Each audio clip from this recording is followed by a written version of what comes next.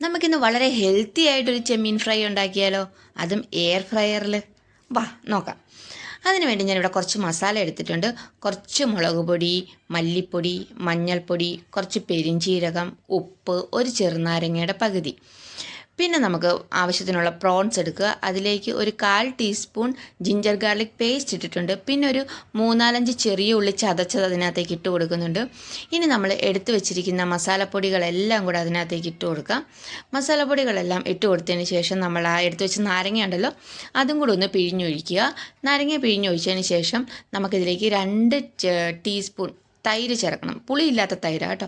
പുളിയില്ലാത്ത 2 ടീസ്പൂൺ തൈരും കൂടി ചേർത്തിട്ട് കുറച്ച് വെളിച്ചെണ്ണ, നമ്മളിത് ഫ്രൈ ആവുന്ന സമയത്ത് എയർ ഫ്രയറിലാണ് വെച്ച് ഫ്രൈ ആക്കുന്നത്, അതുകൊണ്ട് ഡ്രൈ ആയി പോവാതിരിക്കാനായിട്ട് കുറച്ച് വെളിച്ചെണ്ണയും കൂടി ചേർത്ത് നന്നായിട്ട് മിക്സ് ചെയ്ത് ഒരു 30 മിനിറ്റ് നിങ്ങൾ റെസ്റ്റ് ചെയ്യാനായിട്ട് വയ്ക്കുക. 30 മിനിറ്റ് കഴിഞ്ഞതിന് ശേഷം നമുക്ക് ആവശ്യത്തിനുള്ളത് എയർ ഫ്രയറിലേക്ക് എടുത്ത് വയ്ക്കുക. ഇപ്പം ഞാനിവിടെ ഇതിൻ്റെ പകുതിയേ ഉണ്ടാക്കുന്നുള്ളൂ, കാരണം ഡിന്നർ സമയം ആയതുകൊണ്ട് ഒരുപാട് ഉണ്ടാക്കിയാലും ഇവരാരും കഴിക്കത്തില്ല, വെറുതെ വേസ്റ്റ് ആവും. അതുകൊണ്ട് ഞാൻ പകുതി മാത്രമേ എടുക്കുന്നുള്ളൂ കേട്ടോ. അപ്പം ഞാനിത് ആക്കി വെച്ചിട്ടുണ്ട്. ഒരു 10 മിനിറ്റ് 180 ഡിഗ്രിയിൽ ഒരു 10 മിനിറ്റ് ഞാൻ വെച്ചിട്ടുണ്ടായിരുന്നു. അപ്പോൾ അതേ 10 മിനിറ്റ് കഴിഞ്ഞിട്ടുണ്ട്. അപ്പം നമുക്ക് നോക്കാം. അതേ ഒരു സൈഡൊക്കെ നന്നായിട്ട് ഫ്രൈ ആയിട്ട് വന്നിട്ടുണ്ട്. നമ്മൾ ആ വെളിച്ചെണ്ണ ഒഴിച്ചത് കൊണ്ട് അധികം ഡ്രൈ ആയി പോയിട്ടില്ല കേട്ടോ. ഇനി ഞാൻ ഇതിൻ്റെ മുകളിലേക്ക് മറിച്ചിട്ടതിന് ശേഷം കുറച്ച് വെളിച്ചെണ്ണയും കൂടെ ഒന്ന് സ്പ്രെഡ് ചെയ്യുന്നുണ്ട്. നിങ്ങൾക്ക് വേണ്ടെങ്കിൽ അത് ഒഴിവാക്കാം, കുഴപ്പമില്ല. ഇനി നമുക്ക് അടച്ച് വെച്ചിട്ട് ഒരു 5 മിനിറ്റും കൂടെ നമ്മൾ 180 ഡിഗ്രിയിലിട്ട് കഴിയുമ്പോൾ നന്നായിട്ട് ഫ്രൈ ആയി കിട്ടും.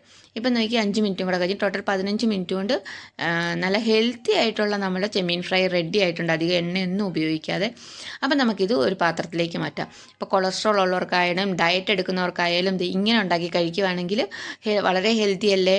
അപ്പോൾ എല്ലാവരും ഇതൊന്ന് ട്രൈ ചെയ്ത് നോക്കണം. നമ്മൾ എണ്ണയിലിട്ടുണ്ടാക്കുന്ന ആ ടേസ്റ്റൊക്കെ തന്നെയാണ്, വലിയ ടേസ്റ്റ് വ്യത്യാസങ്ങളൊന്നും വരില്ല. അപ്പോൾ എല്ലാവരും ഇതൊന്ന് ട്രൈ ചെയ്ത് നോക്കണം. അതുപോലെ തന്നെ നിങ്ങൾക്ക് വീഡിയോ ഇഷ്ടപ്പെടുവാണെങ്കിൽ ഒന്ന് സബ്സ്ക്രൈബ് ചെയ്ത് സപ്പോർട്ടും കൂടെ ചെയ്യണേ കൂട്ടുകാരെ. അപ്പോൾ ബൈ.